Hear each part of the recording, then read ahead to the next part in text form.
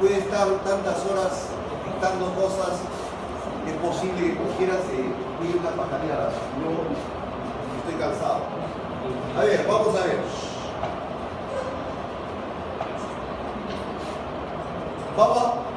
Vamos a tocar todo lo que es efectos antivirales. En realidad, el principal mecanismo de defensa antiviral son las células citotóxicas, específicamente las células NK y las células CD8, fuera de la presencia de anticuerpos, de tal manera que habitualmente la inmunidad innata y la inmunidad adaptativa, de una manera cooperativa, van a ayudarnos a combatir virus, bacterias y hongos. ¿Sí? Ya tenemos, esto lo hemos visto, la inmunidad adaptativa y constitutiva, las células que integran el sistema inmune. Y aquí viene lo más interesante.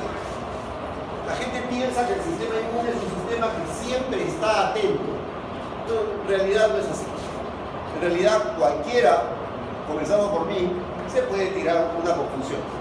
Y una de las cosas que nos ayuda o que nos sirve para producir eso es el agotamiento. Hay gente que piensa, sobre todo las señoritas, que si se van 4 horas al gimnasio para hacer deporte y volverse delgaditas, eso no las afecta.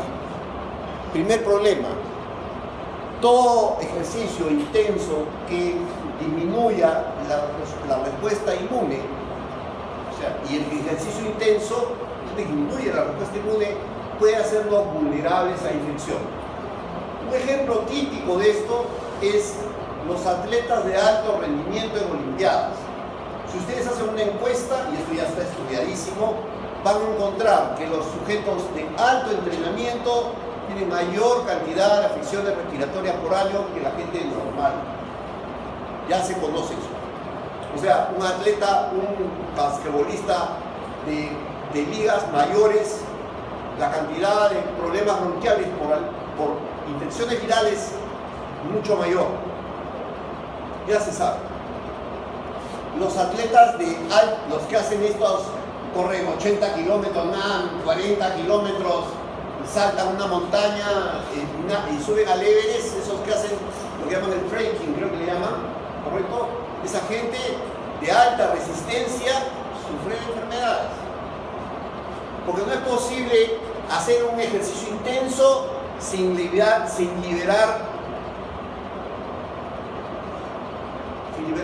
corticoides, que son las hormonas de estrés, y que nos van a poner en el lado de la supresión. Hay estudios que nos indican que aquellos sujetos que, por ejemplo, tienen resfrío común, y el resfrío común lo repiten varias veces, son sujetos que están más sometidos al estrés. Y se lo digo yo, por ejemplo, cuando estoy muy estresado, sobrecarga laboral, es probable que yo me acerque a alguien que está con un resfrío y ¡pam! Me lo pego. Eso me pasó esta semana. He estado toda la semana fregado.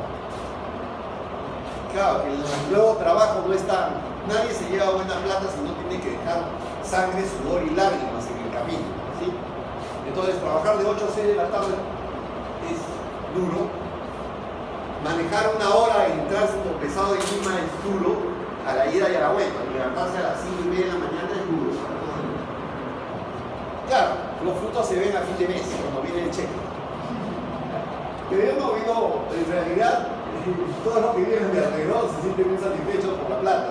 A mí la plata, sí, pero no es tan importante. Pero es divertido tener un lugar donde te pagan bien. Sí, es divertido. Porque viene el fin de mes y se le ocurren 1000 cosas. 1000 cosas nuevas que puedes comprar. Es la sociedad de consumo. Bueno, algunos consumen plata y otros consumen energía. Les quiero contar a aquellas señoritas que se van al gimnasio y se quedan 3 horas, y a aquellos señores que les gusta correr, que la vida del conejo es bien corta. ¿Correcto? Y el conejo para corriendo de un lado a otro. En cambio, la tortuga Galápagos vive, ¿cuánto? algunas han llegado a vivir hasta 200 y más. O sea que probablemente no es tan importante vivir la vida con tanta velocidad. No olviden que cuanto más veloz van, más rápido late el corazón y más rápido se desgasta. Tómenselo con calma. Con que lata a 65 por hora es más que suficiente. Si algunos viven en sobresalto, no les va muy bien. Bueno, sigamos. Otra de las cosas interesantes de todo este tema es que además no respondemos de la misma forma todo el tiempo a los antígenos, ¿correcto? Hay variaciones constantes de la respuesta a los antígenos. Y esas variaciones constantes hacen, por ejemplo, que incremente la susceptibilidad a la infección. Por ejemplo, se amanecen toda la noche estudiando, se juntan con alguien que está resfriado y yo les aseguro que se resfría. ¿Correcto? No es una idea mía, se van a resfriar. O sea, van a ser más susceptibles. Y aquellos que son alérgicos, aún más susceptibles. Porque en la noche se produce el ciclo nasal. Y si ustedes no ciclan su nariz en la noche, van a tener problemas respiratorios durante el día. En la nariz, en la noche pasa esto.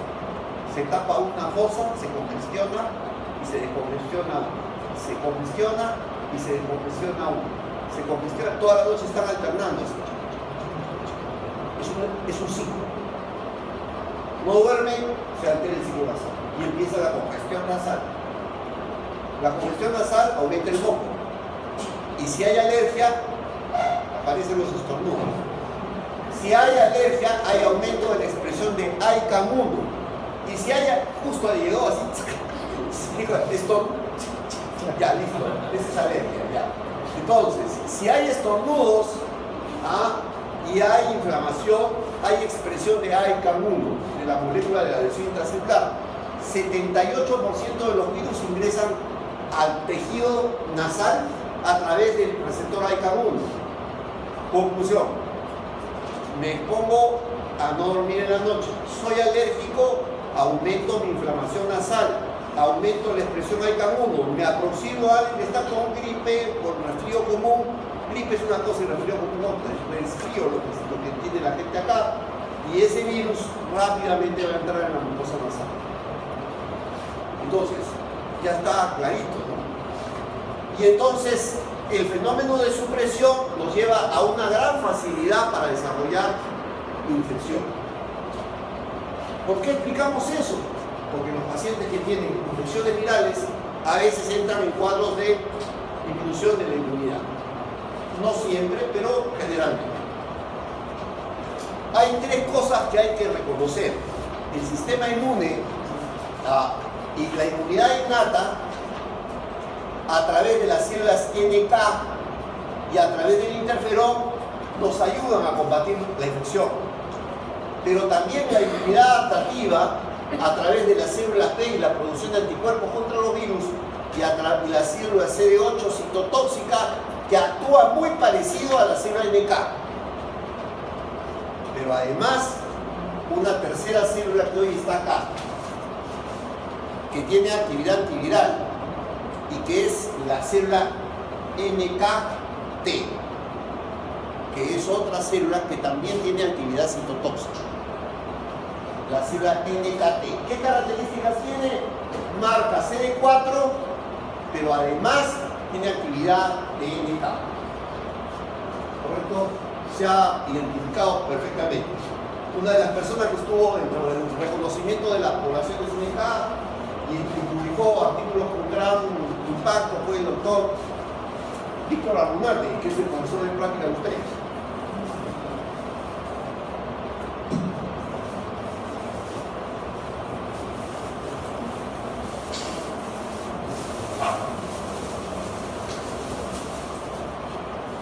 Entonces, para que una célula citotóxica tenga una acción sobre una célula infectada por virus, necesita que la célula de Helper la active.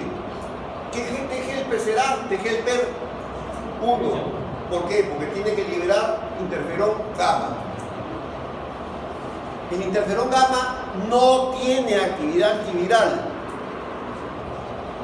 solo tiene actividad para madurar células T citotóxicas, CD8. Producido ese incentivo, la célula NK puede producir la muerte celular de la célula infectada. Otra de las cosas interesantes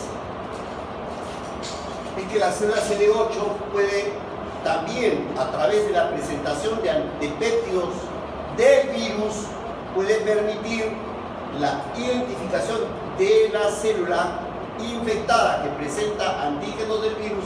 Esta célula puede también producir actividad citotóxica sobre el virus. Acá tienen una célula blanco, presenta molécula de clase 1, antígeno viral, TCR, coseñal. ¿Cuál es la coseñal?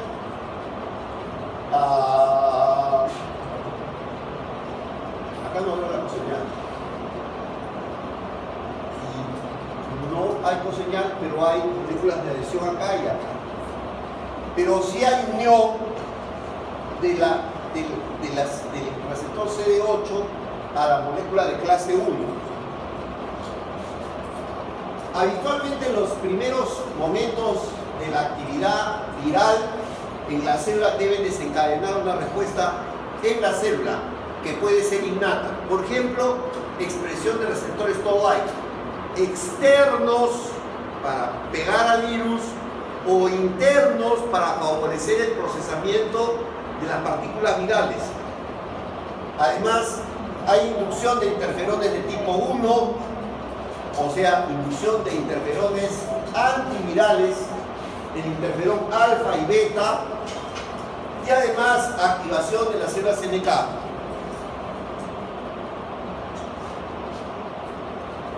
A ver, los interferones alfa y beta son interferones llamados inmunes, porque protegen, porque tienen actividad antiviral. ¿Cuál es la actividad antiviral realmente que tienen los interferones? ¿Nos protegen de la infección?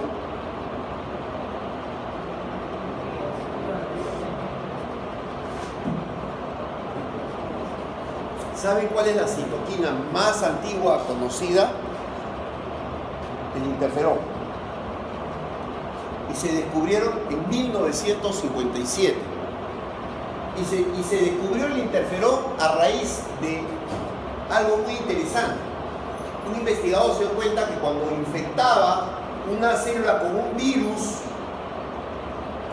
las células aledañas a la célula infectada no podían ser infectadas por un segundo virus. Y eso concluyó en algo muy simple. La primera infección libera algo que interfiere en la segunda infección. Y a ese algo le vamos a llamar interferón. Hasta que ese algo se supo que era una proteína soluble que liberaba a la célula que era infectada para notificarle a las células que no estaban infectadas que se estaba produciendo una infección y que desarrollen protección. A ver, repito o lo hago repetir a alguien. Sería más práctico. ¿Sí? A ver usted, repita lo que dije. ¿Qué dije? Párese, pues, párese con los compañeros. ¿Qué dije? No me entendió. O sea, yo estoy hablando un idioma que nadie entiende. Se llama Castellano Rodríguez Cafú. Ya, ok. Entonces, para repetir de nuevo, una célula, cuando es infectada, libera un mensaje que las células adyacentes reciben para que éstas desarrollen un mecanismo de protección. Y eso evita la siguiente infección. A ver, señorita, usted, ¿podría repetir? Ya párese y repita, por favor. Vamos a hacer una inmunología pueril. Repita, por favor. Repeat after me, please.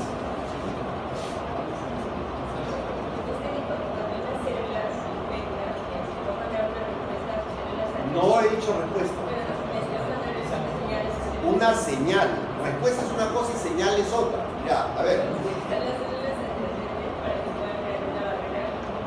No dije barrera. Tampoco dije eso. O sea, usted me pone palabras que no dije. ¿Se dan cuenta que los peruanos en general somos malos escuchadores? Yo me siento en un restaurante y al mozo digo, venga señor, tráigame una Coca-Cola helada. Y ojo, que si no está suficientemente helada, tráigame hielo. Y por favor, no quiero vaso de plástico. Y por favor, me trae también cubiertos. Y por favor, me trae la carta. Eso no lo entiende ningún mozo. No, eso no. En Perú, no. Le trae toda una confusión. Porque demasiadas cosas en su mente. Solo un mensaje a la vez. Tráeme un vaso. Ahora me vas a traer una Coca-Cola helada. Ahora tráeme hielo. Ahora tráeme los cubiertos. Si le dan todos esos mensajes juntos, no puede. Y eso le pasa a los estudiantes de medicina. Por eso hay que filtrar antes de entrar a la facultad de medicina. ¿Sí? Eso también está grabado, ¿no? Para que cuando lo escuchen, recuerden, ¿yo debería estar filtrado o no? Ya, ok.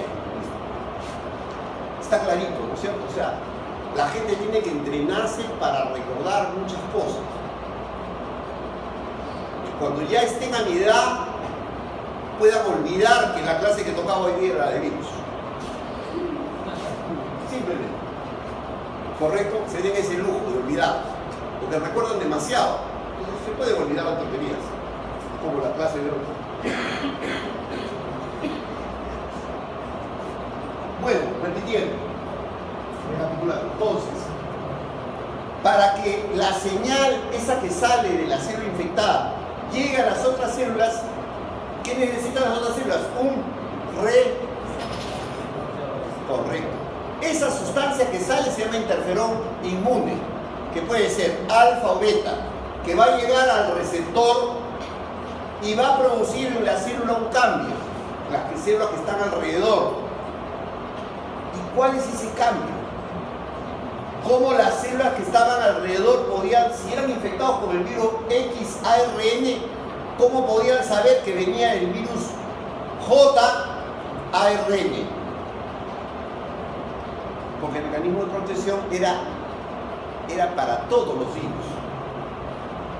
Es indistinto el mecanismo. Es más o menos como lo que sigue. Hay gente que va a entrar, yo tengo que detenerla. Y tengo una excusa acá y tengo un traje antiquemaduras. Y la excusa, si yo la abro, va a salir ácido. Cuando entren se van a quemar toditos, menos yo que tengo un traje especial. Eso es lo que hace la célula. Ahora vamos a ver el mecanismo. Hace eso justamente. Lo que hace es soltar un mecanismo que permite digerir al virus cuando ingrese, impidiendo la infección. Ok, este por ejemplo CD8, esta es una célula infectada y esta es una proteína viral, ¿sí?, que va a entrar por el proteosoma, va a ensamblarse en una molécula y el antígeno del virus va a salir. Y la célula CD8 se va a encargar de reconocer el antígeno viral y destruir la bacteria. Eso es el caso de la célula CD8. Pero habitualmente la infección induce interferones. Este ADN de doble cadena del virus induce la expresión de interferones en células infectadas. Y los interferones activarán señales JAK y STAT, responsable de la síntesis de ¿qué? JAK y STAT de citocinas. Acá está el meollo de todo el tema. ¿Por qué digo el meollo de todo el tema? Porque lo que pasa en las células alrededor de la célula infectada, esta célula fue infectada, ella suelta su mensaje, que es una señal química, esa señal llega a un receptor en todas las otras células, y esas células, ¿qué hacen? Generan la activación de una cascada. El interferón activa la 2,5 oligoadenilato sintasa, y la oligoadenilato sintasa va a convertir la ARNasa L inactiva que está en el citoplasma en ARNasa L activa. Y cuando el virus entre, esta RNasa lo va a digerir, va a impedir que el virus pueda prosperar en el citoplasma. Estos mecanismos no son los únicos. Por ejemplo, virus sincitial respiratorio infecta pulmón. El virus sincitial respiratorio es un virus muy agresivo en pulmón. ¿Y saben qué hacen las células que no están infectadas? Las células que están infectadas le mandan una señal a las células pulmonares que no están infectadas, y esas células producen una proteína llamada MX que tiene propiedades para protegerse del virus sincitial respiratorio. Entonces, no es un mecanismo único, pero el interferón no protege, solamente atiza. Este es el mecanismo que protege, ¿correcto? Así que si yo uso la palabra en el examen, los mecanismos que sirven para proteger, ya el profesor nos está poniendo una trampa, porque el interferón no protege. En realidad la protección la brinda ¿quién? La ARNasa L activa, que va a digerir al virus cuando ingrese. ¿Quiere alguien repetir? Si son que están al fondo, ustedes dos quieren repetir conmigo. Señores, ustedes están hace rato conversando. ¿Por qué no vienen adelante? Miren, hay dos cosas muy importantes. ¿El estudiante de medicina viene a aprender o no viene? Un montón de gente no ha venido. ¿Para qué vienen? Solo para estar tranquilos con su conciencia. Así no sirve. Si creen que los que están presentes ya es suficiente, no. Tienen que procurar aprender. Si no, la misión no se cumple.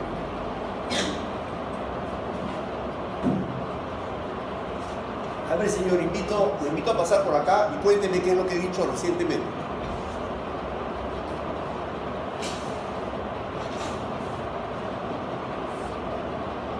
A ver, señor, siéntese nuevamente ahí, cuénteme usted qué cosa es lo que he dicho. A ver, explique esto de acá, explíqueme usted. Pero párese, pues, señor, para que todos los compañeros lo vean. ¿Cómo explica usted? Ya, listo. Era de que la ARNasa, la inactiva, era que la activa no hacía pasar o sea, que no era que evolucione en el citoplasma. Y expliqué algo más sobre el virus sincitial respiratorio. ¿Qué dije?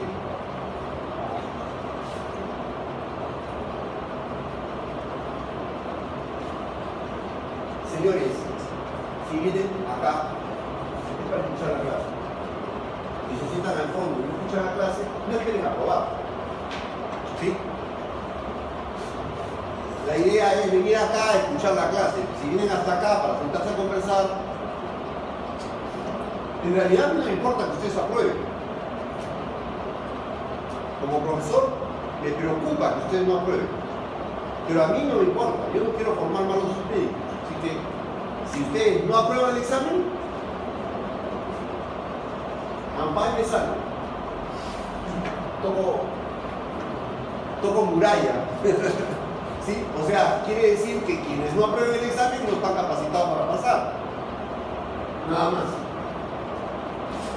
Así que, en la medida de lo posible, si están presentes, escuchen. Si no están presentes mentalmente, no están, no vengan.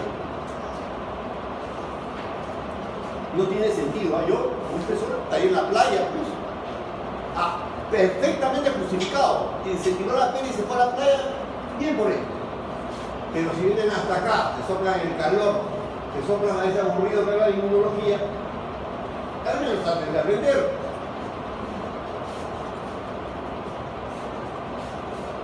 Ok. Bueno, es más o menos lo mismo. Los interferones de tipo 1 y las células NK van a tener que ver con el interferón alfa y beta que induce la proteínas específica llamada quinasa RNA dependiente, el PKR. La unión de interferón alfa y beta con las células NK induce actividad lítica. El interferón alfa y beta aumenta la actividad lítica sobre células que están infectadas. Otro de los aspectos interesantes que ya no tiene mucho que ver con el interferón, que es producido básicamente, el interferón es producido por las células que pueden estar adyacentes, que pueden estar infectadas, es el mecanismo de la inmunidad adaptativa a través de anticuerpos. ¿El cuerpo puede producir anticuerpos contra los virus? Sí, correcto. Y no solamente produce anticuerpos, sino que hoy, en este minuto, si yo me saco sangre, separo suero y le pongo un virus, es probable que algunos de los anticuerpos que ya están circulando se liguen a ese virus inmunativo. Porque hay miles de anticuerpos míos que están circulando. ¿Correcto? Y alguno de esos puede ligar al virus. Quiere decir de que la producción de anticuerpos es un mecanismo de protección contra la infección viral. Claro que sí. ¿Se puede bloquear la infección previniendo la unión del virus a las células del huésped? Claro que sí. ¿Y quién cumple esa misión? La IgA. La IgA, tanto la secretoria como la sérica. La secretoria es dimérica y la sérica es monomérica, eso ya lo vimos en la clase de anticuerpos, van a jugar un rol, pero sobre todo la secretoria para neutralizar al virus y impedir que el virus se pegue a células que podrían desencadenar una respuesta. Está demostrado además que aquellos sujetos cuyo nivel de IgA cae, la posibilidad de desarrollar infecciones por virus es mayor y por bacterias también. Correcto. Pueden bloquear la penetración viral por unión a epitopes necesarios para mediar la fusión del virus con las membranas. Claro que pueden. Pueden causar lisis en la cubierta de los viriones, unidos al complemento. Claro que pueden. Pueden aglutinar partículas virales y fusionarlas como agente ozonizante.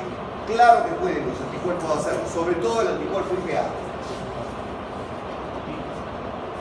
Esto ya lo hemos dicho, esto es más de lo mismo. Sabemos que la célula CD4 y la célula CD4 citotóxica y la CD8 citotóxica pueden matar por apoptosis a través de la unión con el ligante Fas y Fas ligante.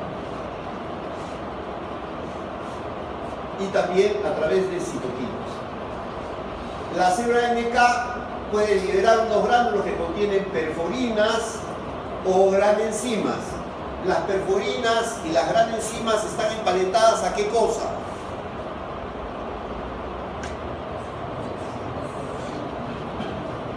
¿A qué cosa? Como que no di nomás, te equivocas, no pasa nada, pero que no digas nada. ¿A qué? Nada, ya. ¿Alguien quiere decir algo? ¿Están emparentadas a qué cosa?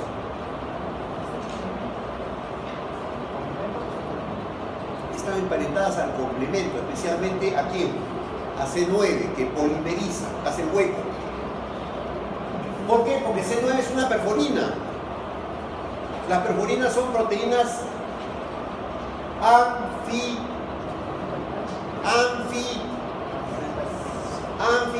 anfipáticas. ¿Por qué son anfipáticas?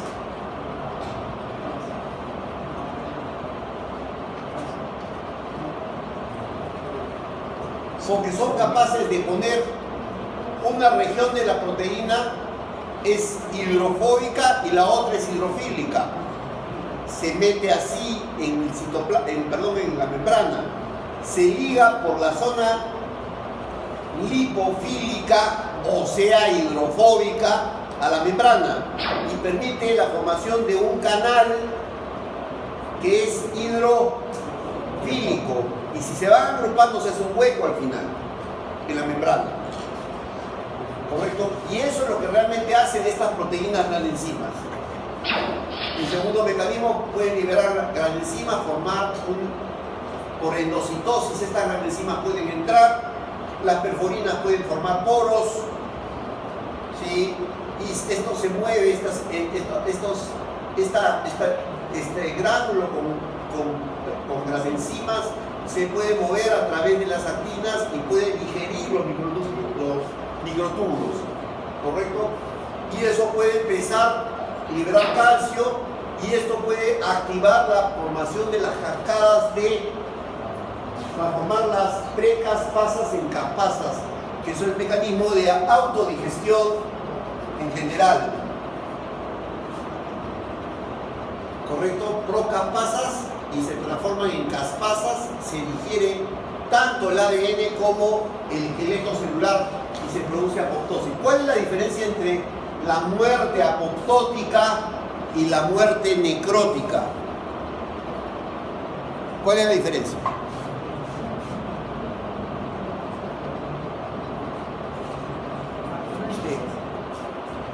¿Cuál es la diferencia entre la muerte apoptótica y la muerte necrótica? Entonces, está programada la muerte de la célula, por apoptosis, muerte celular programada. Ya, el nombre de la apoptosis es la muerte celular programada. ¿Pero qué quiere decir eso? La muerte necrótica es inflamatoria. La muerte apoptótica no es inflamatoria.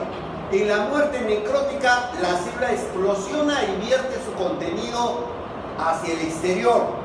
En la muerte apoptótica se forman cuerpos apoptóticos, que son segmentos pequeños de membrana que van, digamos, partiéndose en pedacitos. Pero con membrana no se vierte el contenido en forma explosiva de la célula. Y estos pequeños cuerpos apoptóticos, que son pedazos de citoplasma o de núcleo con membrana, luego van a ser fagocitados por macrófagos. Y no va a haber proceso de inflamación. Cuidado, puedo agarrar una pregunta de apoptosis y necrosis. Ya dije cómo es la cosa. Además, en la apoptosis intervienen las caspasas. En la necrosis no. Hay destrucción de la membrana revienta y toda la célula sale. Todo el contenido celular sale. ¿Correcto? Hay otra forma de muerte que yo enseñé. Una más. Y que es nueva. Y que solo le pasa a los neutrófilos. A ver, ¿cómo se llama esa muerte? Correcto, ¿cómo se llama? ¿Y qué forma? Forma una red. Entonces se llama netosis. O sea, el neutrófilo ¡pum! Explosiona y atrapa en la red a todas las bacterias que están cerca. Correcto, se llama netosis.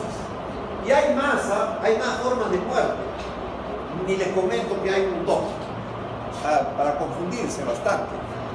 Ahorita no recuerdo las otras dos que yo conozco. Una tiene que ver con el turnover de las células dentro de un tumor, que parece que eso está muy picante en la investigación actual, para poder hacer que el tumor así mismo se mate. No recuerdo el tipo de muerte, ahorita no lo tengo en mente, porque justamente en una conferencia de un amigo que vino de Alemania, que es biólogo molecular en un cáncer.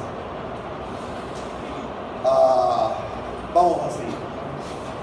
El cáncer, además, en los próximos años va a tener un nuevo enfoque, porque toda la vida hemos trabajado con células de cáncer aisladas. Eso es una tontería. Ahora se han inventado los cultivos de tumores en gota. En gota. Un cultivo en gota. ¿Qué es una gota?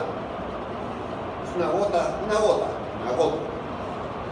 Tiene alto, largo y ancho. En cambio, el cultivo de tumores es flat, solo tiene 2 dimensiones. Entonces no podríamos estudiar en 2 dimensiones la formación del microambiente del tumor. Y lo importante es el microambiente del tumor. Hoy, con cultivos 3D, vamos a poder estudiar los microambientes tumorales y encontrar cada diferencia microambiental en cada tipo de tumor. Ese es el futuro. Yo cuando me muera, ustedes van a estar haciendo cultivos en gota. Y las drogas se van a estar probando de cultivos en gota. Y los estudios experimentales de nuevos fármacos se van a probar en modelos 3D.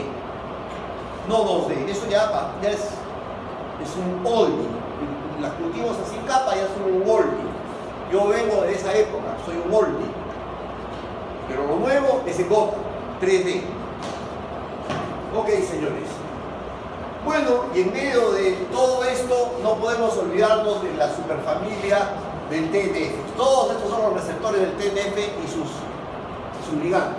¿Por qué? Porque el TNF juega un rol importante también, como hemos visto en los slides anteriores, en la muerte celular apoptótica. Y es más, si ustedes ven acá, algunos de los receptores hablan de dominios TT. Algunos son dominios DT. Por acá, a ver. No, es que esto no está agrupado como dominios DT. Algunos dominios de estos receptores, algunos segmentos se llaman dominios DT. Del dominio de muerte se llama. Son regiones que disparan muerte apoptótica. No, ahí no está marcado los dominios DT. Ok, vamos a seguir. Bueno, dentro de la inmunología de los virus hay algo interesante. Los virus hackean al sistema inmune y lo hackean copiando cosas. ¿Cómo un virus hackea? Bien fácil. Si el virus, ¿qué hace? El virus hackea. Cuando hackea, se mete la secuencia en un programa y copia un segmento del programa para poder manipular la computadora. El virus biológico hace exactamente lo mismo. Se mete adentro de la célula y puede incorporar genes del huésped a él. Genes que le sirvan para sus fines. Uno de esos genes importantísimos es el gen de la interleuquina 10. ¿Qué hace la interleuquina 10? A ver, algún voluntario.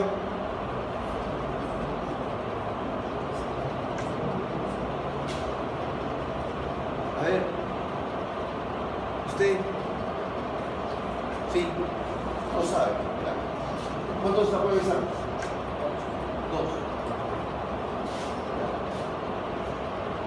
¿Qué hace la interleuquina 10? Es antiinflamatoria, pero también es inmunosupresora. Entonces ahora imagínese un virus que le infecta y que le clona y le produce supresión inmune. Es más seria la infección, porque está usando su propio gen para introducir un gen que además del suyo va a producir más interleuquina 10.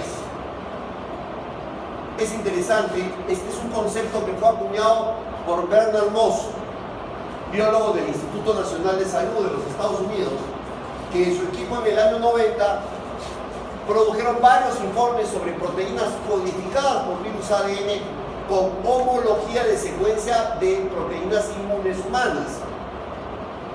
La mayoría de estas proteínas poseen la capacidad de modular diferentes aspectos del sistema inmune para mantener un adecuado hábitat para la replicación viral. O sea, el virus dice, ¿qué me puede ayudar a mí para replicarme más fácil? Tener una citoquina que usa el cuerpo para suprimir la inmunidad. Suprimo la inmunidad y así me protejo. Entonces ese virus, ese segmento de ADN lo incorporo en el virus.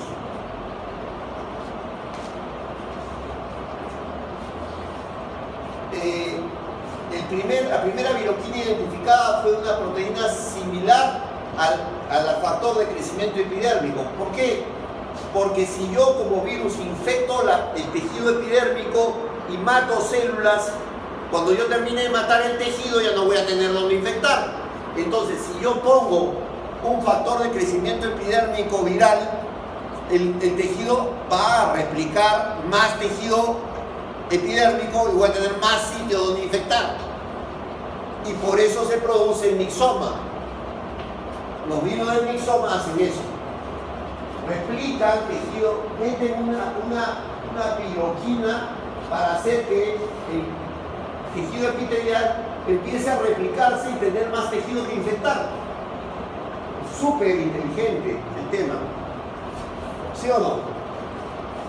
Yo no entiendo cómo hace el virus para seleccionar eso, pero eso pasa. Debe tener alguna lógica. ¿Cómo el virus que no tiene ni cerebro sabe que tiene que seleccionar este o aquel virus o aquel segmento e incorporarlo además? La pregunta es, cómo nosotros en nuestro genoma tenemos miles de genes bacterianos. ¿Para qué? ¿Cómo se han incorporado en nosotros? ¿Ah? ¿Qué pasó? ¿Cómo fue que cientos de enzimas virales funcionan en nuestro cuerpo? ¿Cómo fue que la mitocondria fue una bacteria simbiótica con las células y luego se convirtió en una organela? O sea, ¿por qué no nos preguntamos esas cosas nunca? Ah, y algunos no creen en Dios, evidentemente, con toda lógica. Pero si eso es casualidad, no existe la casualidad. Yo no creo en la casualidad.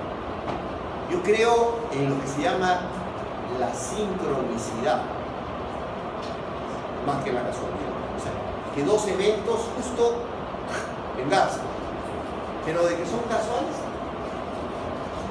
A mí me ha pasado muchas cosas en mi vida que me hacen dudar de la casualidad. Es que un poco coloquialmente le dicen, no, eso es casualidad. Ok, la quimoquina humana está en verde y la viroquina está en rojo. ¿Correcto? Son clones unas de otras.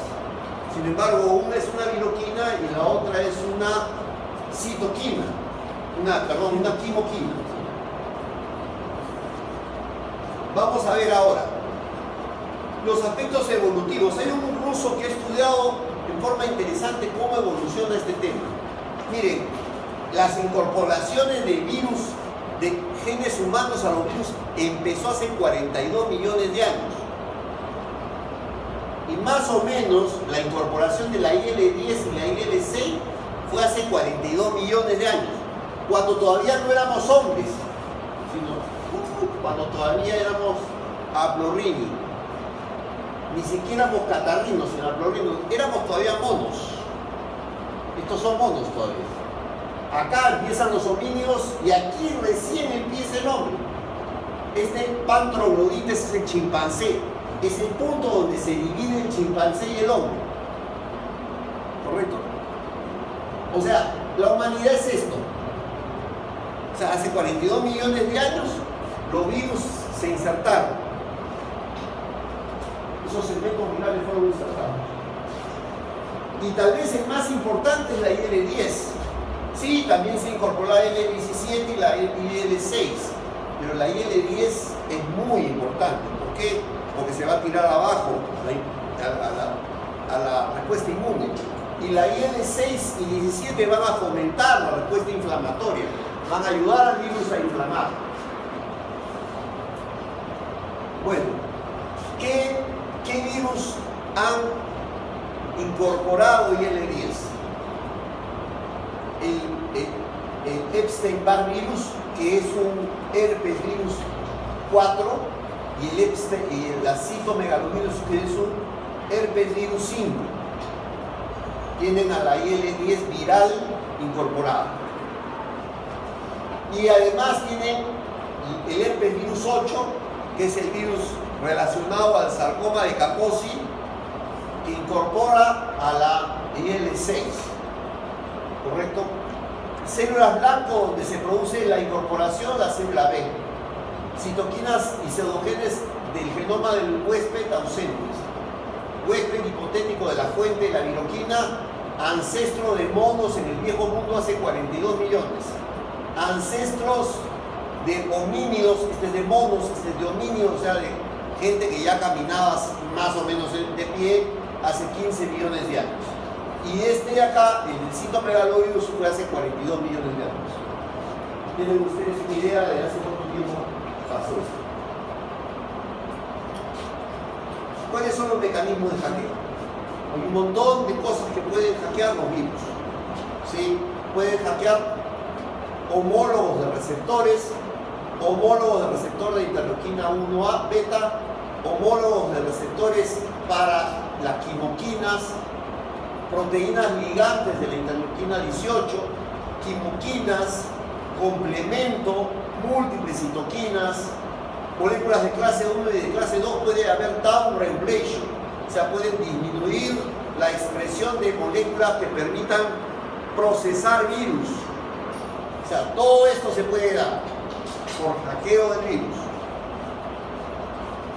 Y acá hay las 6 cosas más importantes. Hackeo de proteínas del complemento. El virus puede copiar proteínas del complemento. Puede producir receptores homólogos de citoquinas para inactivar las citoquinas. Puede producir homólogos de citoquinas, como por ejemplo el factor de crecimiento epidérmico, con la finalidad de que los tejidos crezcan más y tener más tejido que infectar. Pueden tener inhibidores homólogos de las quimoquinas. No olviden que las quimoquinas llevan células de un lugar a otro, y si el virus puede inhibir a las quimoquinas, en esa célula va a impedir que se muevan las células que defienden. Puede afectar las serpinas, que son proteínas que están relacionadas al complemento, y puede además clonar factores de crecimiento, como el factor de crecimiento epidérmico. Entonces, hay diferentes mecanismos que usa el virus para evadir. Uno de ellos es la viroquina, para poder evadir al sistema inmune. Otro es la variación antigénica. El virus cambia de estructura para no ser reconocido por el sistema inmune. O se produce la inhibición de la expresión de moléculas de clase 1 y 2 para evitar el procesamiento, especialmente de clase 1. En adenovirus, en herpes y en citomegalovirus se bloquea el procesamiento de antígenos virales a través de moléculas de clase 1. Eso ya lo vimos en el slide, uno de los primeros slides. Y además se puede suprimir el sistema inmune a través de interleuquina 10. Correcto, eso ya se ha visto. Y además, en el caso del SIDA y de otros virus, puede haber receptores solubles de citoquina o antagonistas competitivos de citoquinas. Y finalmente, la infección de linfocitos, como es en el VIH y en el herpes virus 6. ¿Correcto? Sigamos. Bueno, esto es más o menos lo mismo. ¿Qué hace la IL-10? Ya sabemos que la IL-10 es una sustancia que puede afectar sobre todo la expansión de las células B, y además puede antagonizar los efectos de las células citotóxicas. Bueno, esto es un poco el efecto que tiene la IL-10, que lo van a poder leer. Y seguimos. Algunas viroquinas y sus efectos en el huésped. Esto es solamente para que ustedes lo tengan en cuenta. ¿O quieren que se los deje para aprender? No. Esto es para que lo tengan en cuenta. Todos estos son los virus que pueden producir viroquinas. Los adenovirus tienen todos estos segmentos que copian segmentos del cuerpo. Los adenovirus, los poxvirus, algunos de estos infectan animales, copian una serie de proteínas. Los poxvirus, miren, vaccinia, viruela, varicela, viruela, molusco contagioso, muchos copian homólogos de quimoquinas o inhiben la interleuquina 1 beta de tal manera que no se pueda proteger el cuerpo. Esta, por ejemplo, este que dice P8R es un homólogo del receptor de interferón gamma. O sea, el interferón gamma lo liberan para activar a las células NK, a las células CD8, y el virus libera una sustancia que se liga a eso e impide que active a las células citotóxicas. O sea, el virus hackea lo que le da la gana. Han tenido 42 millones de años para aprender a hackearnos. Esta es una prueba tangible de que somos totalmente hackeables por el virus.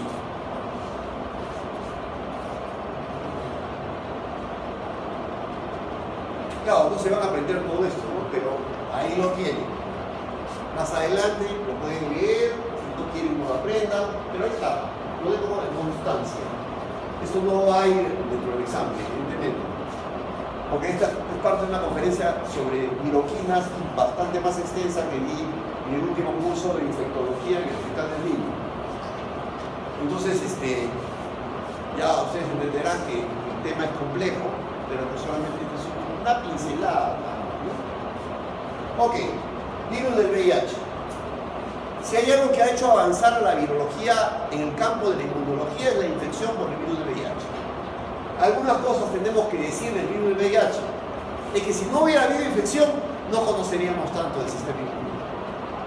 ¿Sí? Tenemos que agradecerle a todos los que murieron del virus porque nos han permitido conocer más sobre la infección del virus. Lamentablemente el virus mató a un montón de gente y no nos enteramos que había esta infección hasta que poco a poco los médicos y los investigadores han ido conociendo más sobre el virus. Si ustedes ven un poco la literatura mundial, van a ver un par de contribuciones nuestras en la literatura mundial sobre la investigación del virus del SIDA y cómo este virus interacciona con un patógeno tan importante como el mitobacterio. Hicimos unos estudios ahí en Harvard con unos colegas interesantes, un survey interesante. El virus del VIH se divide en dos cepas, la cepa VIH1 y la VIH2. La VIH1 es la que más infectividad causa. En América Latina, América, ¿sí? Sudamérica, B y D, ¿correcto? El resto no. Eso sí tienen que saber. Son los serotipos que hay, subtipos de virus, ¿correcto? El VIH2 es una variante del VIH1 y que se ha desarrollado en algunos países del África, en países europeos, Canadá, Estados Unidos y en Brasil sobre todo. Este virus tiene una infectividad más baja, o sea, infecta, pero el periodo de aparición de la inmunodeficiencia es más retrasado. Bueno, el virus hace algo interesante. El virus se decapsula, mete su genoma, libera un ARN monocatenario, el cual se copia y esto se une para formar un ADN bicatenario. Este ADN bicatenario se integra al genoma a través de la integrasa y esto se produce la copia de ARN en ADN a través de la transcriptasa reversa. ¿Quién fue el primero en darse cuenta de esto? ¿Quién descubrió el virus del SIDA? Hay dos descubridores formales, el profesor Robert Gallo de la Universidad de Baltimore y el profesor Luc Montagnier del Instituto Pasteur. O sea, estos dos sujetos simultáneamente descubrieron el virus. Ha habido toda una pugna, tal vez así que nunca le han dado un premio Nobel a ellos por descubrir esto, porque la pugna llegó hasta los tribunales. Correcto, se peleó uno con el otro, pero resulta que la cosa va más allá de eso. El virus del SIDA no se puede cultivar. Y para cultivarlo necesita que los linfocitos vivan largos periodos de tiempo en un tubo. ¿Y qué se necesita para que una célula viva mucho tiempo en un tubo? Sus factores hormonales de estimulación. Entonces, antes que Luc Montagnier y Robert Gallo descubrieran el virus, lo primero que hay que reconocer es que este fue el primer virus que hacía esto, coger ARN y transformarse en ADN. O sea, era el primer virus que era lentiviridad y que llevaba una enzima llamada transcriptasa reversa. Pero quien descubrió por primera vez la idea de la posibilidad de un virus como este fue Howard Temmin, 1975 premio Nobel. Howard Temmin. Howard Temmin era un profesor emérito y si no me equivoco de todas maneras, premio Nobel, quien explicó en el año 75 que era posible convertir ARN en ADN, porque antes de Howard Temmin se llamaba el dogma central de la biología molecular. Era un dogma porque se decía, el ADN se copia en ARN y el ARN se copia en proteína. Y ese es el orden. Nadie puede cambiar el orden. Hasta que Howard Temmin dijo, un momentito, señor. yo he descubierto una enzima que va de ARN a ADN. Y es más, yo creo que hay agentes patógenos que pueden hacer lo contrario. 1975. Y mientras él decía eso y ganaba un Nobel, ahí en su laboratorio había un chiquillo todo medio despeinado, que era médico, medio investigador, loquillo, que estaba ahí lavando tubos, haciendo ensayos. Era el profesor Robert Gallo. Él trabajó con el profesor Howard Deming casi 20 años hasta que Howard murió en la Universidad de Baltimore. Fue formado por un Nobel. ¿Sí? Yo conozco gente formada por un Nobel. Son muy diferentes que nosotros. Piensan de otra manera. Son gente de otro nivel. Son gente de otra raza. No son de nuestra raza. Sí. Son de otra raza, definitivamente. Sí. Ok, no quiere decir raza de color, pero sí de intelecto. Son otra raza. Sin vainas, son nivel de personas, son otra gente. Primero, no se hacen falta por nada. Segundo, si fracasan, vuelven a comenzar. Y si fracasan, vuelven a comenzar. Y si fracasan, vuelven a comenzar. Y si fracasan, vuelven a comenzar. Y así pueden estar años de años de años. Howard Deming, para descubrir la transcriptasa reversa, debe haber tomado 35 o 40 años. Ninguno de ustedes tiene esa raza. Porque cuando fracasan ya están, ay, me jalaron, ya no, mejor no estudio otra cosa. Ustedes son de otra raza, porque muchos de ustedes trabajan. Solo pocos son los que tienen el tesoro. Para ser investigador, lo primero que hay que vencer es la frustración. Fracasas, vuelves a comenzar, fracasas, vuelves a comenzar, fracasas, vuelves a comenzar, fracasas, vuelves a comenzar. Si no eres capaz de hacer eso, dedícate a otra cosa. Tu Toulouse-Lautrec está abierto ahí para todos los que les gusta la pintura. Todavía sigue abierto. Ok, entonces, Howard Deming planteó la idea de la presencia de esta enzima. ¿Pero qué hizo Robert Gallo? ¿Cuál fue el gran aporte de Robert Gallo? Descubrió la interleuquina 2. ¿Un virólogo descubriendo una citoquina? Sí, descubrió la interleuquina 2. ¿Por qué? Porque él necesitaba que los linfocitos, cuando le ponía la interleuquina 2, vivieran mucho tiempo vivos en un tubo. Si nunca se hubiera descubierto la interleuquina 2, no podían vivir por largo periodo de tiempo. ¿Y qué se necesitaba? ¿Por qué se necesitaba largo periodo de tiempo? Porque el virus del SIDA necesita largos periodos de tiempo para infectar y producir todo el proceso de citopatía en la célula infectada.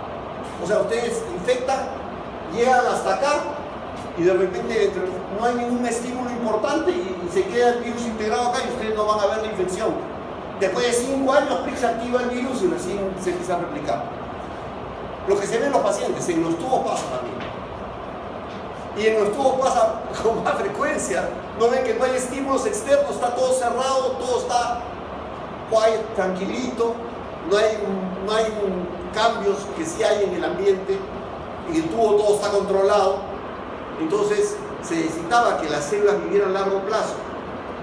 Y eso solamente lo puede lograr ¿quién? El sustrato de una hormona.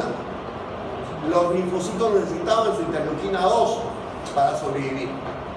Y Robert Gallo descubrió la interleuquina 2. Ahora de que el virus lo descubrió Lou Montagnier y que Lou Montagnier... El caso es que Lou Montagnier descubrió unos pacientes que tenían VIH en Bélgica. Tomó muestras y unas muestras se quedaron en ¿cómo se llama? En el Instituto Pasteur y otras las mandaron a Baltimore por Robert Gallo. Y Robert Gallo dijo, acá hay un virus. Y él dijo, yo también lo descubrí. Me salgo, ya anda a ver quién fue.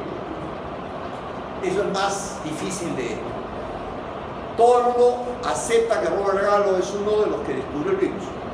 Yo creo más que fue él porque él descubrió la interleuquina 2 y sin eso no se hubiera podido descubrir el virus. El grupo de él, formado por Deming, no trabajó 5 años. Yo tengo un libro en mi biblioteca que es de 1957 y ahí está hablando ya de transcriptasa reversa y virus, el profesor Howard Deming, cuando todavía Lou Montagnier era un violín en 1957 y yo tenía tecnología 3 años. O sea, ha habido una línea de investigación en Baltimore dedicada a eso. ¿Qué ha dudado? Con esto no quiere decir que yo quiera desaparecer los méritos de Luc Montagnier. No, le deberían dar el Nobel a los dos. Pero ya se han peleado tanto que no les van a dar el Nobel. Eso es lo que calculo. O van a esperar que se enfríen las peleas. Sí. Así como Howard Temmin fue importante para el virus, el grupo del profesor de Harvard, el profesor, ahorita se me dio el nombre, que es también un Nobel, David Hasseltine, el profesor David Hasseltine, el doctor Eternidad. Sí, doctor Eternidad porque ha descubierto genes de longevidad. Tiene patentados unas 60 citoquinas que ni yo ni ustedes conocemos. Él tiene una empresa privada que patenta genes y como son patentados son de él y la información no sale fuera. Le dicen el doctor Eternidad porque está tratando de descubrir cómo lograr que el ser humano viva para siempre. El asistente de David Hasseltine es un amigo que publicó conmigo en Harvard. Se formó con David Hasseltine en Harvard. Y este doctor con este chico, amigo mío, hicieron la base genómica del virus del VIH. Mi amigo es una pequeña pieza de artillería pesada, biólogo molecular, bioingeniero, médico, infectólogo, virólogo. ¿Alguno de ustedes es bioingeniero o no? Bueno, tendrían que hacer varios años para lograr ser bioingeniero en el MIT, luego ser biólogo, luego ser virólogo, luego ser y luego médico. Y finalmente médico internista y hoy es investigador para Johnson & Johnson. Gana una pequeña fortuna al mes, no lo envidio. Como dice, si Dios se lo dio, que Sartén se lo bendiga. No, gran amigo, buena persona. Ok, ahora vamos a hablar de las consecuencias. Ya sabemos entonces un poquito de la historia que ha dado origen a todo esto, ¿no? Esto ha sido toda una pugna, pero ya sabemos que el virus existe, que el virus produce infección, que el virus es difícil de cultivarlo, que el virus necesita linfocitos vivos por largos periodos de tiempo y las consecuencias en vivo de la infección producen incremento del número de virus, disminución del número de linfocitos, proviriones VIH diseminados en las células del huésped, pérdida de CD4 que aumenta la progresión de la inmunosupresión. El virus se multiplica y conforme se multiplica van muriendo linfocitos. Y conforme mueren linfocitos, el virus se va haciendo más poderoso. Al final, cuando los linfocitos son muy pocos, el sujeto sucumbe a las infecciones oportunísticas. ¿Correcto?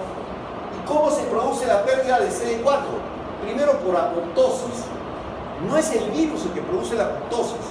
A veces solamente es necesario que esté la proteína GP100 del virus libre en el plasma para que produzca apoptosis. Además, la proteína GP120 se comporta como un superantígeno. No necesita ser procesada para ser presentada a células B y que éstas produzcan cientos de miles de anticuerpos dirigidos contra cualquier estructura del cuerpo e incluso contra el virus. Formación de sincitio. ¿Qué cosa es la formación de sincitio? ¿Qué es un sincitio? ¿Han oído hablar en genética, en embriología de lo que es un sincitio? La placenta forma un sincitio, ¿o no? ¿Ah? La placenta forma un sincitio cuando se fusiona. El sincitio no es otra cosa que la fusión de una célula con otra. Eso hace el virus. Una célula se infecta y la célula infectada, no el virus libre, sino la célula infectada, se puede pegar a una célula sana y ¡pum!, formarse una sola. Y a partir de la infección por fusión, infectar todo el tejido. Así que aquellos que creen que sin presencia del virus no hay infección, todavía queda el efecto del sincicidio para la infección. Por eso es que los niños que tienen madres VIH no dan de lactar, porque en la leche salen leucocitos infectados. Puede no haber virus, pero si el leucocito infectado entra al tracto digestivo, se pega a una célula de la mucosa y la infecta, la infección se disemina por vía hematógena y el niño queda infectado. Por eso no se le da lactación, por la posibilidad de que se pueda formar un sincicidio. Además, infectan a las células madre. O sea, se meten a la médula, infectan a las células madre y todas las células que salgan de allí van a estar infectadas. Replicación produce citotoxicidad en las células y además se generan mecanismos autoinmunes justamente porque el GP120 puede ser procesado como un superantígeno.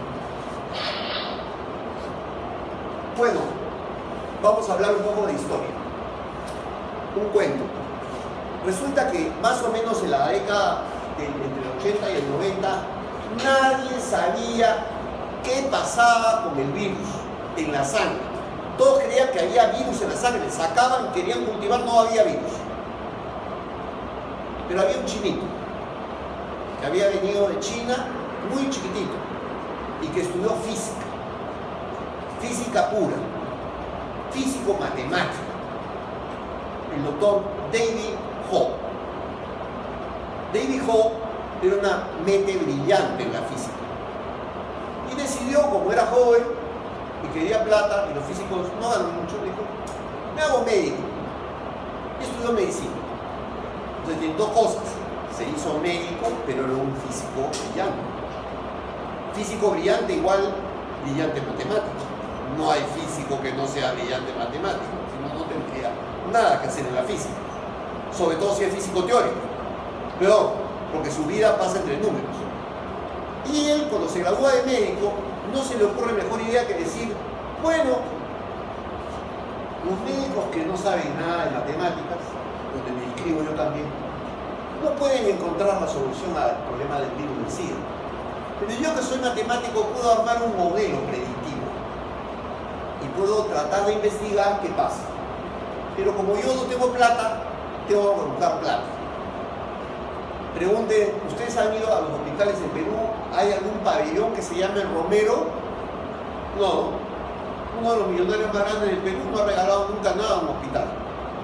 Pero en Estados Unidos, yo he estado en Miami. ¿Ustedes van? ¿Y esto?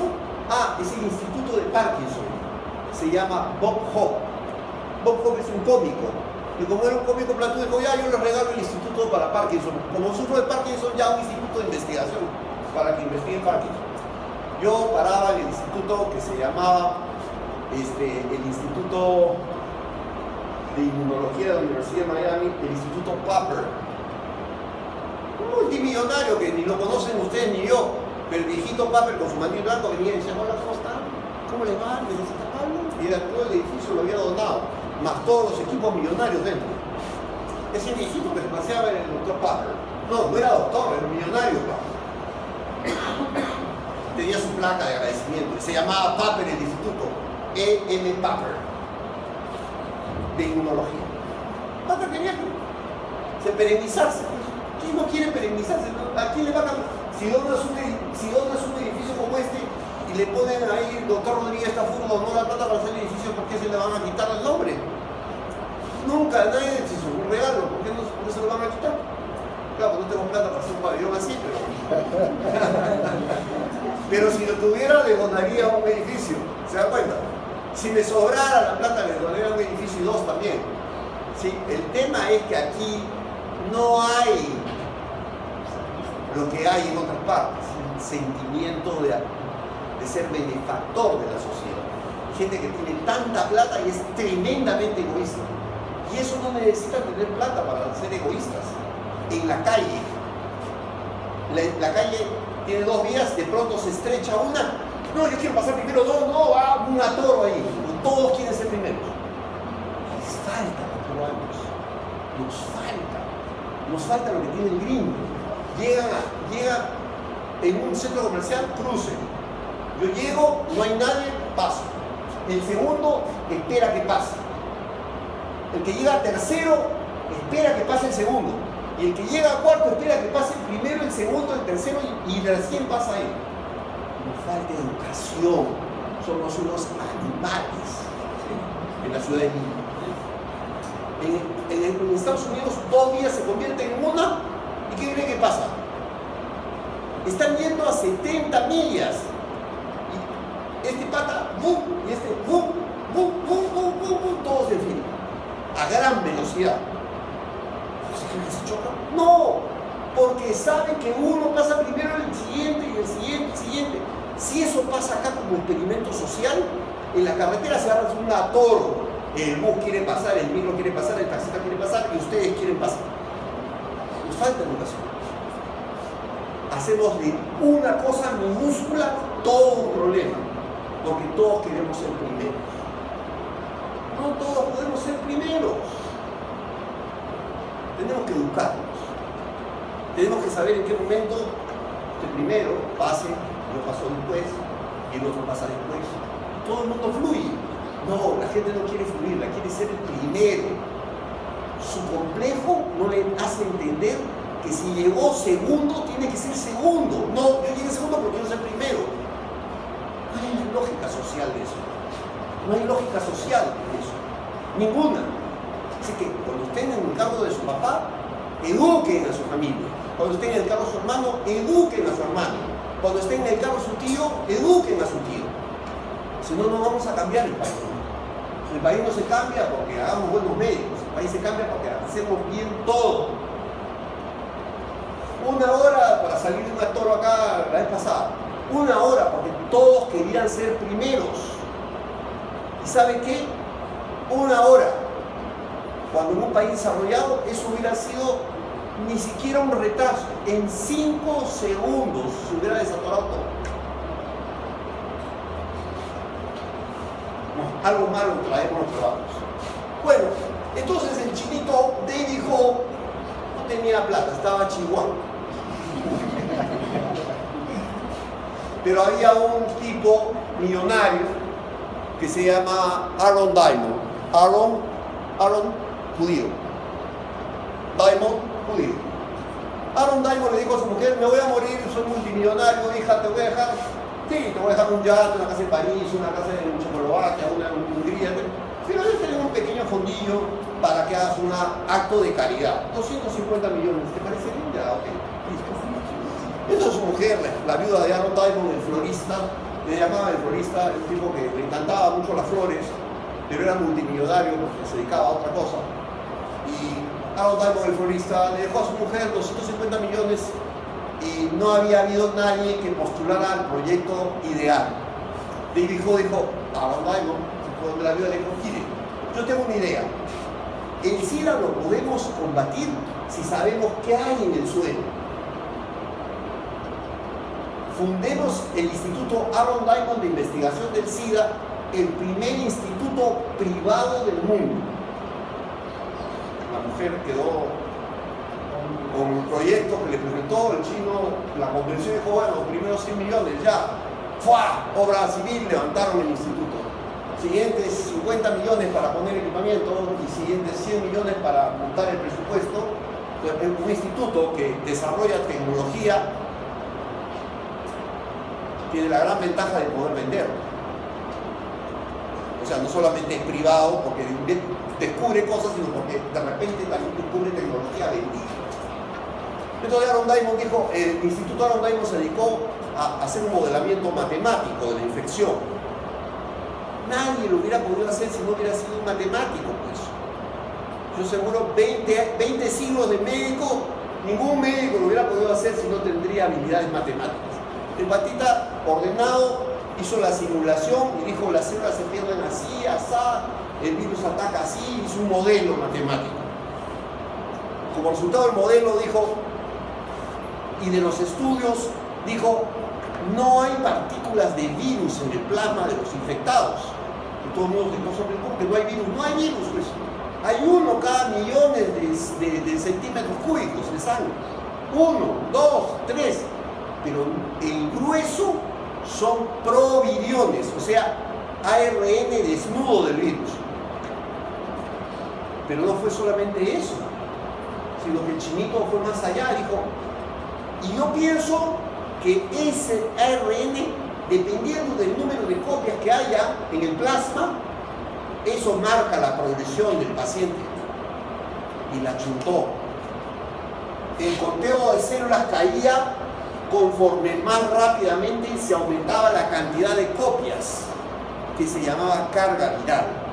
La carga del virus por centímetro cúbico determinaba la progresión. O sea, cuando había muchísimas copias, más rápido se iba a SIDA el paciente. Y los modelos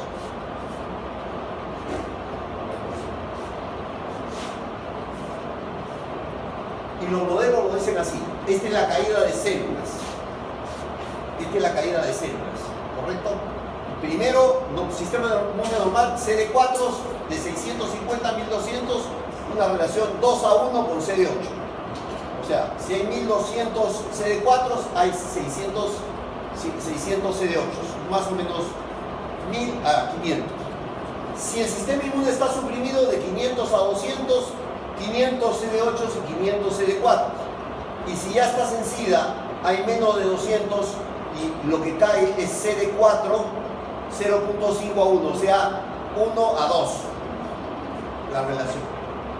Pero no solamente destruye linfocitos, también el número de copias eran importantes en el plasma. O sea, si había menos de 10.000 copias por milímetro cúbico, el riesgo de desarrollar SIDA era bajo. Si era de 1000 a 100.000 copias por milímetro cúbico, el riesgo de desarrollar SIDA era moderado. Pero si era mayor de 100.000, el riesgo era alto. Y esto solamente lo pudieron hacer con modelamiento, con el desarrollo de una técnica que se llama la técnica de RT-PCR. ART, transcriptasa reversa, PCR o reacción en cadena a la polimerasa con transcriptasa reversa. ¿Quién le compró la técnica probablemente desarrollada? Roche, que hizo el primer kit que se llama Amplicor. ¿Cuánto habrá pagado Roche por esa tecnología a Aaron Diamond? Una millonada, claro que sí. Ni siquiera sé si se la vendió Aaron Diamond, pero Roche, la firma Roche, desarrolló la técnica en un kit para cuantificar la carga. Hoy eso es estándar en todo el mundo. Basta con que haya vendido una patente de ese tipo a Roche, ya la vieja recuperó sus 250 millones, que dicho sea paso, cuando hablan ustedes de una inversión, eso es una porquería en Estados Unidos. Cuando hablan de tecnología, 250 millones, eso lo pone hasta más miserable para hacer cualquier cosita. Y este es el modelamiento de Ho, publicado en el año 96. Miren, primo infección, estos son CD4, ¿correcto? No, perdón, esto es copias de ARN en el plasma. Miren, primo infección sube si el sujeto mantiene una gran cantidad de copias del virus, más de 36.270 copias, en 5 años 62% desarrolla SIDA. Pero si el número de copias es menor o igual a 4.350, 8% desarrollan SIDA. ¿Y qué pasaría si el número de copias fuera 0? Muy simple. Si el número de copias fuera 0, ninguno en 5 años desarrollaría SIDA. Ese es el aporte de David Ho. Ahora se dan cuenta por qué es importante que físicos vengan a estudiar medicina, que matemáticos vengan a estudiar medicina, o que abogados vengan a estudiar medicina, o que ingenieros mecánicos vengan a estudiar medicina. Un ingeniero mecánico, médico, traumatólogo. ¿Se imaginan la ortodesis que podría hacer? ¿Las piezas que podría fabricar? Es una pena lamentable que universidades que son nuevas como esta no cautive a gente de otras áreas para darle facilidades, para tener gente inteligente dentro del campo de la medicina. Se lo digo yo, que no soy médico solamente, yo estudié biología. O sea, si nosotros estudiamos una carrera como física y nos hacemos médicos, no tiene el ejemplo de David Ho. Ingeniería química, un químico puro médico, fabrica drogas que ni siquiera se imaginen. Claro. Yo he tenido una reunión con químicos puros para plantearles el desarrollo de una droga. Y los químicos puros tienen otra cosa en la cabeza. Yo les planteé una estructura y los padres dijeron, claro, pero si sustituimos este radical por este otro, vamos a lograr esta propiedad. Y si ponemos este radical acá y le agregamos un metoxi, entonces obtenemos esto y esto va a tener un efecto sobre esto. Ah, caray, dije yo, nos falta un montón. Nos falta un montón. Dios mío, ¿qué hago? ¿Por qué no estudié química pura primero? Y eso es lo que yo siento. Que no basta ser médico. El que solo de medicina sabe, ni medicina sabe. Y acá tienen otro artículo publicado por el grupo de David Hope. Esto es CD4 en un grupo de sujetos. Miren, en este grupo los CD4 fluctúan, ¿sí? Pero en el mismo tiempo, en meses, hasta 63 meses, otro grupo se vino abajo. Entonces descubrieron que había gente con naturaleza particular que no progresaban a SIDA y otros que progresaban rápidamente a SIDA. Les llamaron los long term progressor y los rapid progressor. Dicho sea de paso, ahora sabemos que hay un montón de componentes inmunológicos que hacen esta diferencia en las poblaciones. ¿Correcto? Muchas gracias. Sí salir antes de las 4:30, pero parece que no vamos a salir a las 4:30. Bueno, y esto es la cinética, la relación de la carga viral, ¿correcto? La relación entre la carga viral, o sea, las copias de ARN. Miren, cuando empieza la infección hay una síndrome gripal, cuidado, que algunos pueden empezar con síndrome gripal y están con SIDA. Y eso es porque la cantidad de virus es muy alta. Al inicio de la infección la cantidad de virus es altísima. Se produce una viremia como si tuviera un resfrío, con manifestaciones corporales, nasales, todo igualito como un resfrío. Mientras los virus están altísimos, los proviriones en plasma, las células CD4 están en 200 al principio de la infección. Luego, el virus, para darle una oportunidad, empieza a caer, y cuando cae la carga viral, los CD4 suben a valores casi normales en el paciente, y luego poco a poco empieza nuevamente la carga a subir, y conforme se mantiene, el CD4 empieza a caer, y si cae mucho, ¿correcto? Está claro, ¿no? Ya, listo. Esto es, por ejemplo, esto se desprendió de los estudios de Hope, el modelamiento matemático que estaba hablando. Estos son gente sana. 1000 CD4 por milímetro cúbico. Cualquiera de ustedes o yo tenemos 1000 CD4 por milímetro cúbico. Miren, 1000 CD4, ¿saben cuántos de esos CD4 están circulando en la sangre? Solo esto, 2.5. Todo el resto de CD4 están ¿en dónde? En los tejidos. O sea, que todo el sistema inmune prácticamente está en los tejidos, no está en la sangre. Y cuando ustedes toman drogas para matar al virus, ¿dónde mata esas drogas al virus? Solo en la sangre, no lo matan los tejidos.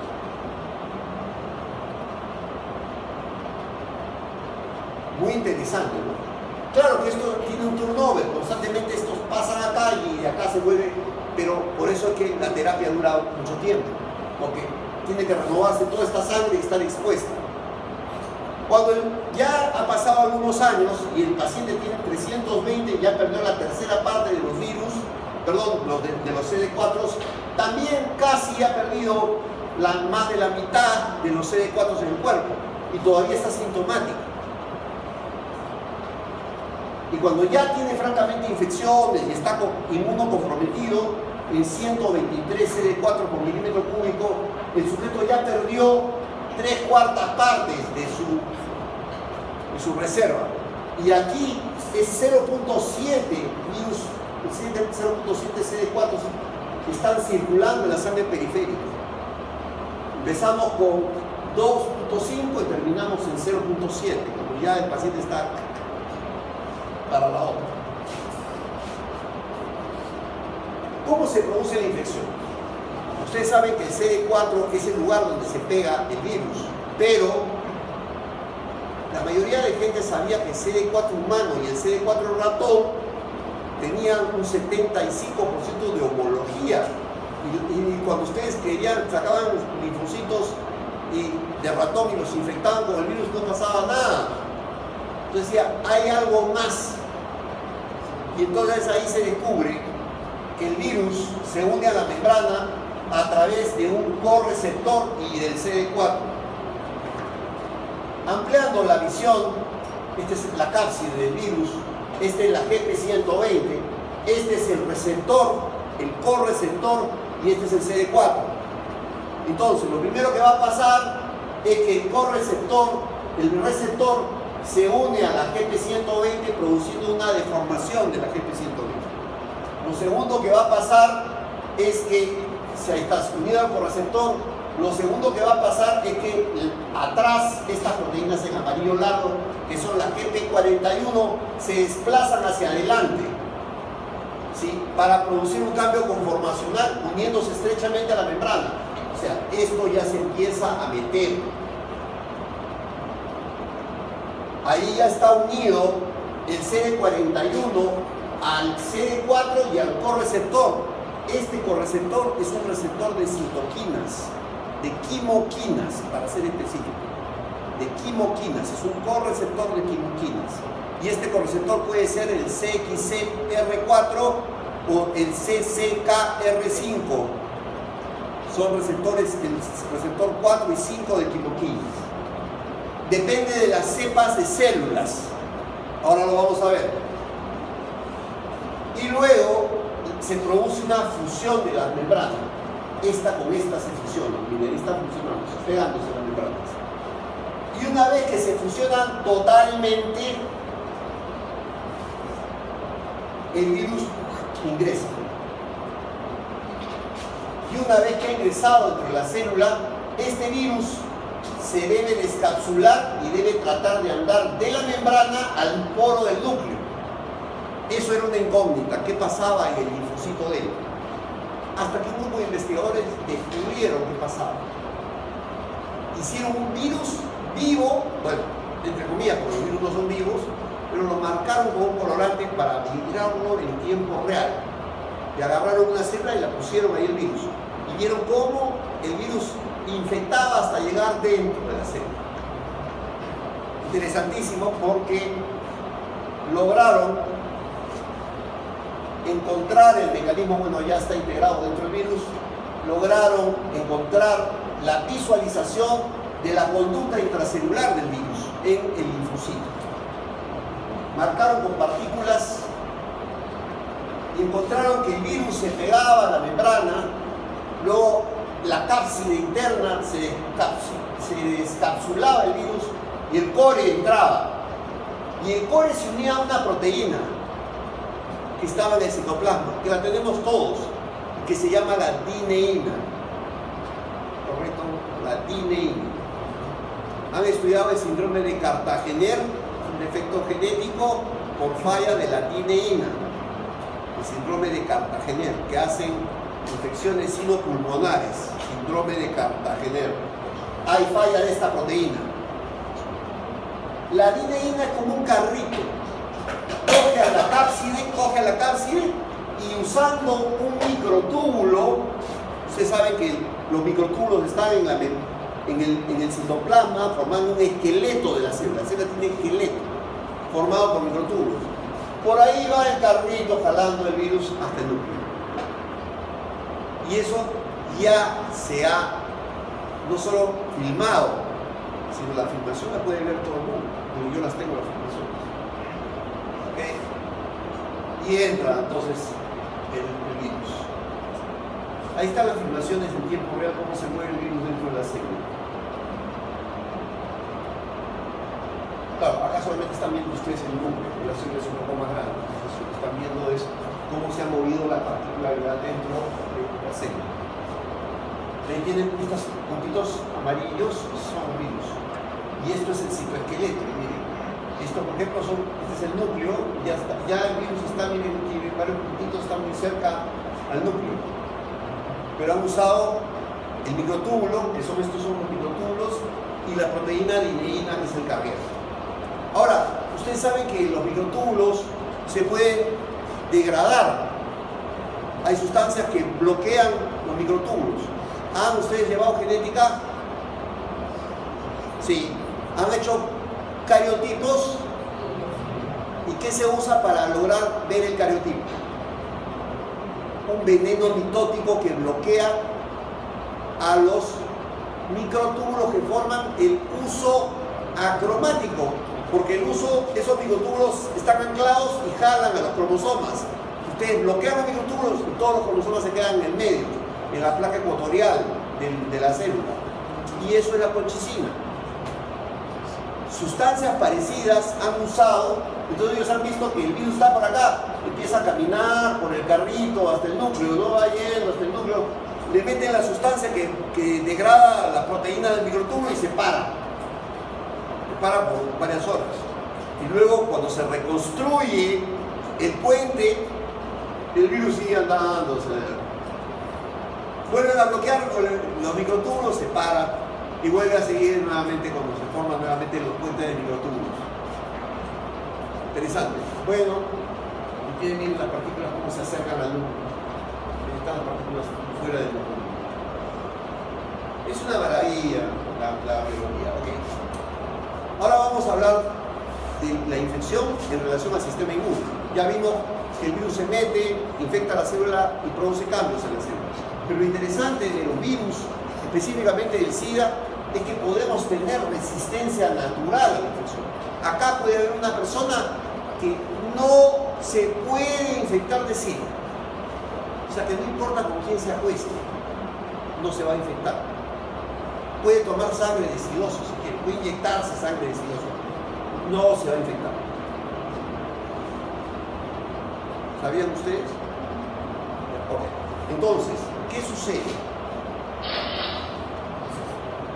¿Qué se necesita para infectar? Volvamos acá. Volvamos acá.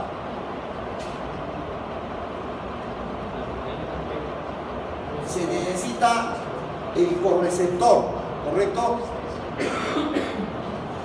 ¿Cómo esto se codifica en el humano? Cada correceptor usa dos genes. El CCKR5 y el CXCR4 usan dos genes cada uno.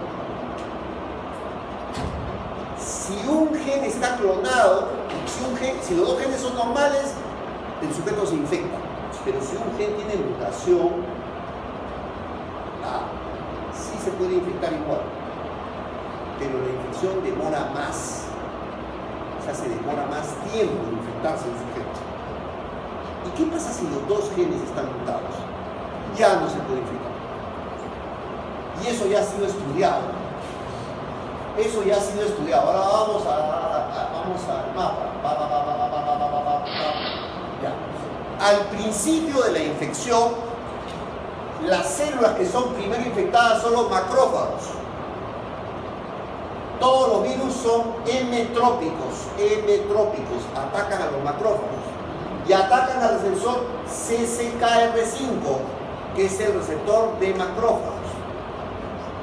Cuando ya la infección deja su etapa temprana y está en una etapa media, el virus ataca en forma mixta al CCKR5 y al CXCR4, que es el receptor en linfocitos. Este virus es un virus dual, o sea, virus M, ¿sí? O sea, que ataca macrófagos, y virus L, que ataca linfocitos, ML. Y al final de la infección ya no hay macrófagos, todos están muertos. Y al final de la infección empieza a terminar de matar todos los linfocitos que puede. Ahora, evidentemente, si los linfocitos son el blanco más importante, si hay una mutación en los genes, acá tempranamente, si hay una mutación de los genes sobre macrófagos, la infección no va a avanzar porque no se va a formar un virus dual. Si paramos la infección acá y el CCKR5 tiene doble mutación, el sujeto ya no se infecta. ¿Quién puede hacer eso?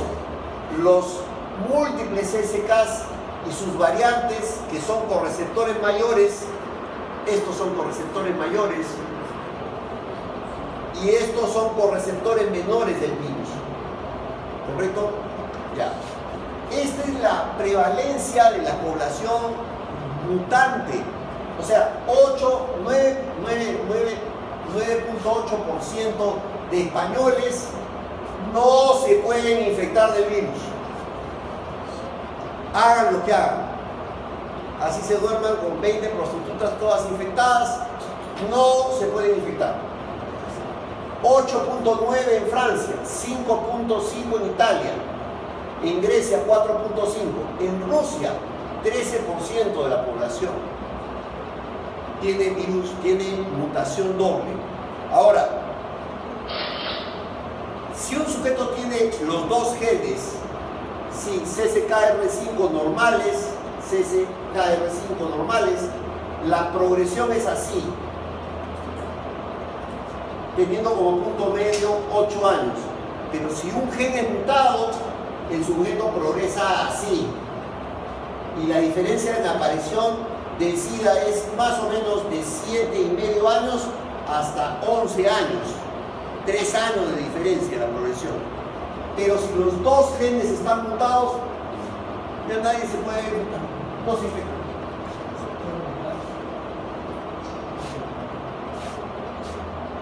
Ok. Hemos terminado. Ahora falta hablar de algo. Ya sabemos que podemos portar los dos genes normales. Podemos portar un gen mutado, nos infectamos, duramos más años antes de desarrollar SIDA, o podemos tener los dos genes mutados y no infectarnos. Ahora vamos a hablar, y para terminar, del paciente de Berlín. El paciente de Berlín es un patita que llega con SIDA a un hospital en Berlín, y este paciente, además de tener SIDA, había desarrollado una leucemia. ¿Saben cuál es el tratamiento de la leucemia cuando ya es muy fatal? Matan toda la médula del cuerpo con radiación y quimioterapia y le ponen un trasplante de médula. Entonces dijeron, bueno, al patita este vamos a trasplantarlo, no queda otra con SIDA, de repente el trasplante le cura el SIDA. Pero lo que no habían advertido los médicos que hicieron el trasplante es que el donante era un tipo que tenía doble mutación del CCKR5. Trasplantan la médula, cuando ya habían limpiado toda la médula del individuo, la habían matado, le trasplantan la médula y esa médula no es infectable. Empieza a reproducirse, recompone todos los ganglios, recompone todas las células en la circulación, devuelve toda la inmunidad y el paciente se curó de eso. ¿Por qué? Porque el virus no puede vivir fuera de las células, fuera de los linfocitos y los macrófagos. Y cuando le sembraron esta nueva médula, tanto linfocitos como macrófagos tenían la doble mutación. Y entonces no se podía infectar el sujeto. ¿Cuál es el plan? El plan es muy simple. Coger a un individuo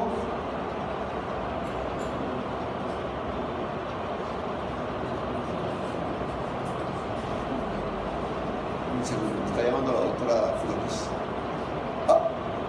Estoy en el 5º piso, ahorita estoy bajando. Dame un minuto y bajo. Listo, ok. Entonces, ese es el paciente de Berlín. ¿Quieren leer del paciente de Berlín? Ponen en Google paciente de Berlín y ahí está la historia completa. Eso no acaba ahí. Hace 2 meses, ojo, hace 2 meses, una madre en China estaba infectada de SIDA y tenía un niño que iba a nacer infectado. Entonces alguien astuto agarró, hizo una punción, retiró sangre del niño y lo que hizo fue coger linfocitos y agregar y clonar, craquear el gen CCKR5 normal y reescribirlo para convertirlo en mutado, con la aplicación de la técnica de CRISPR-Cas9. Claro, para ustedes CRISPR-Cas9 es chino. CRISPR-Cas9 es una técnica que descubrieron una investigadora norteamericana joven, debe tener 45 años. ¿Qué descubrió ella? Que los virus, cuando infectan a las bacterias, la bacteria tiene un sistema inmune. No se sabía. Cuando el virus infecta a la bacteria coge el segmento viral que ha sido insertado en ella y lo copia a un banco de información y luego reescribe el segmento donde el virus entra para infectarse, para que ya no pueda infectarse más. Se tiene un mecanismo, porque ustedes saben que el virus tiene un punto de anclaje en el ADN. Entonces, ¿qué hace? Dice, a ver, coge el segmento del virus y lo copia.